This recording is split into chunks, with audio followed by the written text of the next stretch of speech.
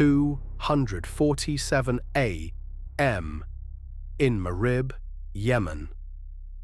The pitch-black desert sky suddenly ignited with dozens of low-flying heat signatures.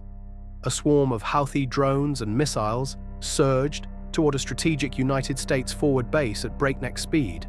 Air defense warning systems across the area flashed red in an instant. In less than 90 seconds, a chain reaction erupted, sending the night's battle far beyond the attacker's control. That was only the opening move.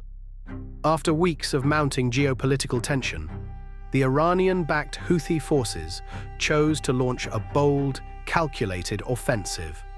Their aim: fortified military installations and forward air defense networks deep within the strategic Marib region.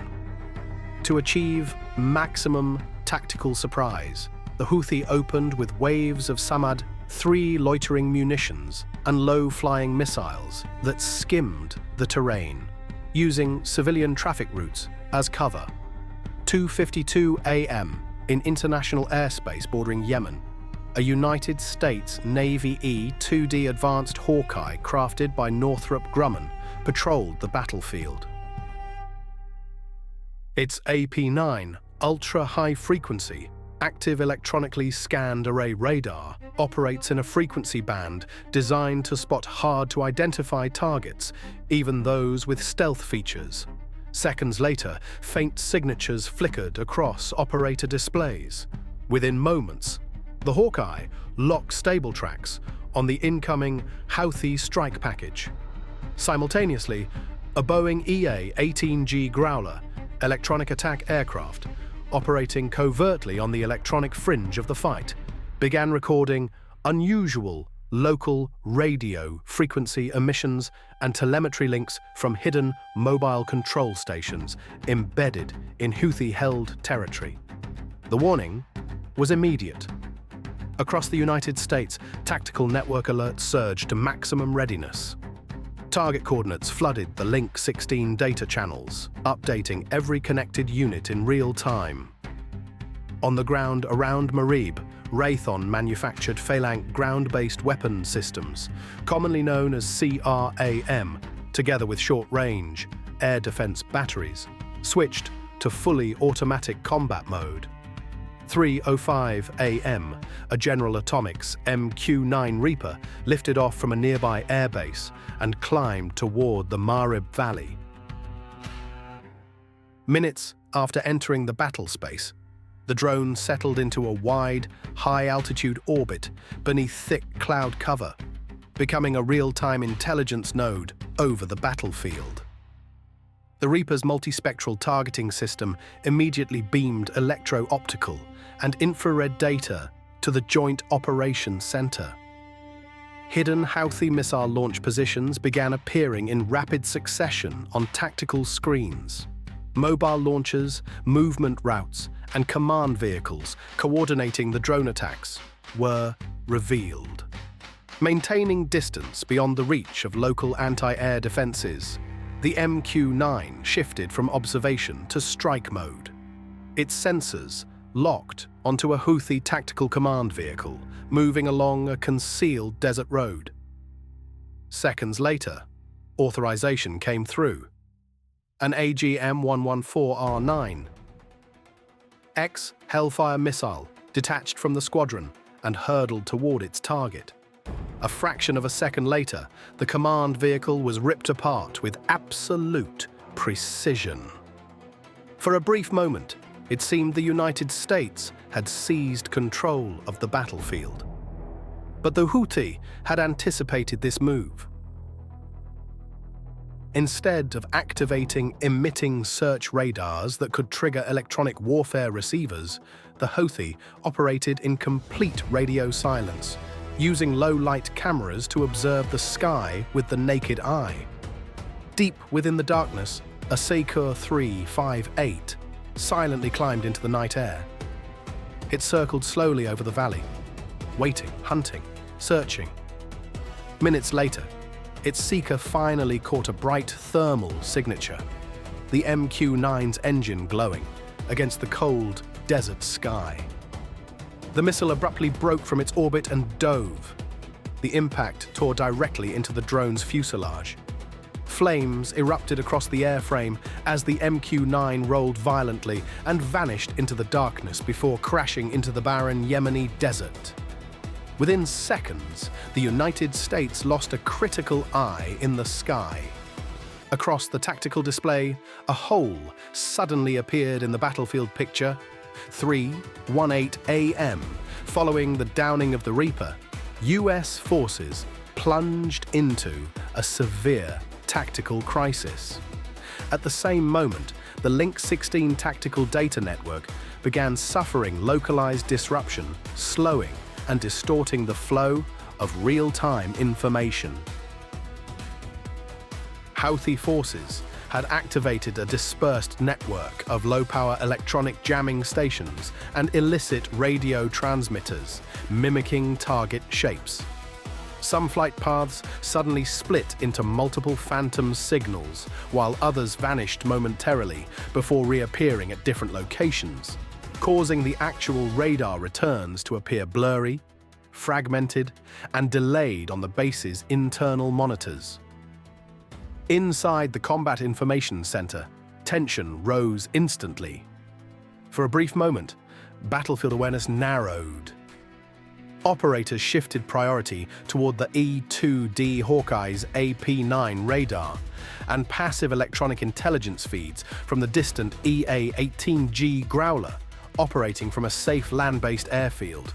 A squadron of Boeing F/A E-18E/F Super Hornet fighter jets took off, heading straight into the combat zone. To expose the Houthi air defense, the Super Hornets launched a barrage of miniaturized AGM-114 jamming devices.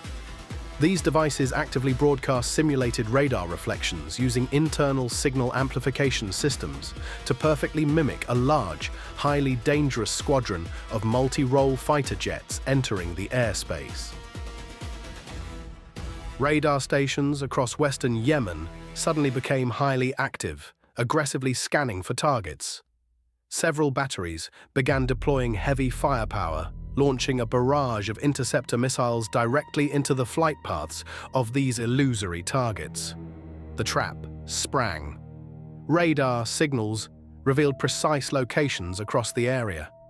Even as the deception unfolded, some US batteries continued to pursue the dummy targets, wasting precious engagement windows and depleting their limited missile readiness cycles. The Super Hornets immediately switched to dedicated escort mode to suppress enemy air defenses with their high-speed anti-radiation missile AGM-88, ready to fire and destroy any new radiation sources as soon as they were detected. The battlefield shifted once again. This time, the hunters became the hunted.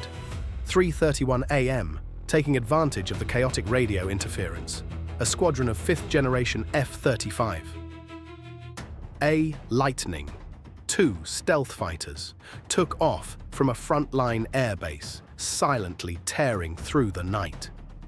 The F-35A's advanced passive sensors immediately intercepted and precisely located every healthy signal transmitter.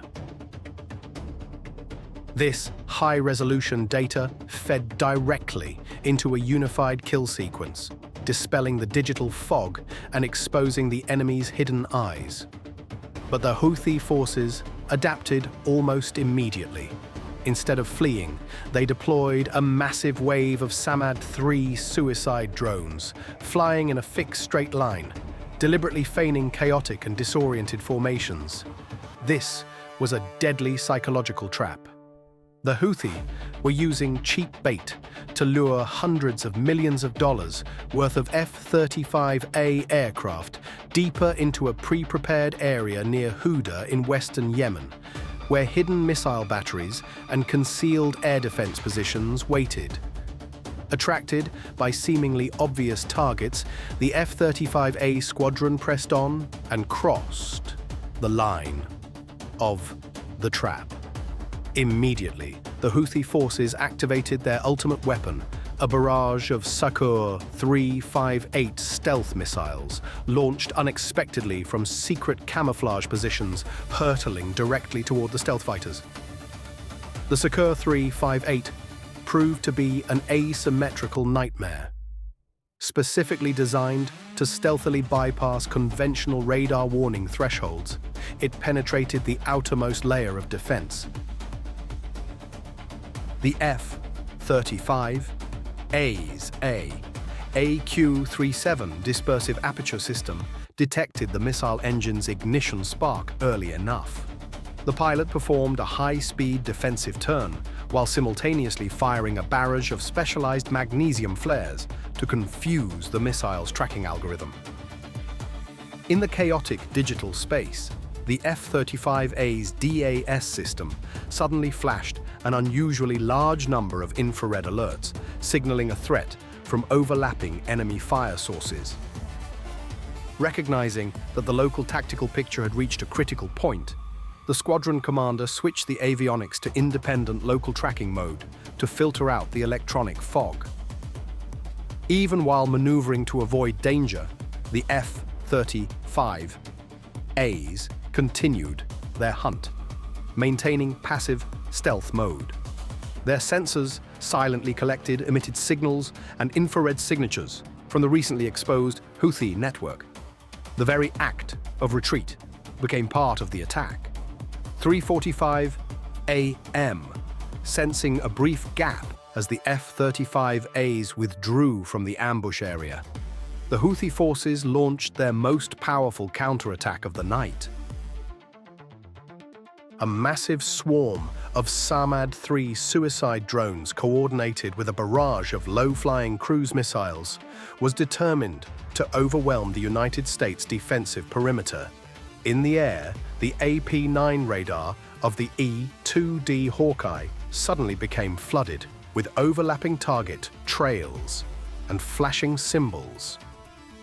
Several drones penetrated the outer layer and raced straight toward the base. In a few tense moments, it seemed the Houthi forces had finally found a fatal flaw in the US defense network. But the United States military's digital architecture remained unshaken. Despite the congested tactical data network, the E-2D Hawkeye aircraft leveraged its superior processing power to sift through the digital fog of war, merging disparate target trails and directly providing priority targets to the ground defense system. Surrounding the runway, the CRAM system opened fire with a deafening roar. A blinding barrage of 20mm incendiary rounds spewed from a General Dynamics Gatling gun, tearing through the night sky and creating a wall of fire in front of the base. Sirens echoed throughout the airfield. 2 Samad-3 drones, only a few hundred meters from their target, disintegrated just seconds before impact. Their debris blazed around them. The balance of power on the battlefield had officially shifted completely. At that very moment, the F-35A's found a gold mine hidden at the edge of the battlefield.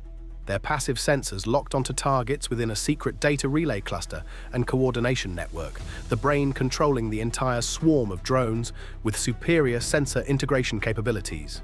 The F-35A instantly synchronized passive data from the EA-18G Growler's local radar arrays and orbital reconnaissance satellites.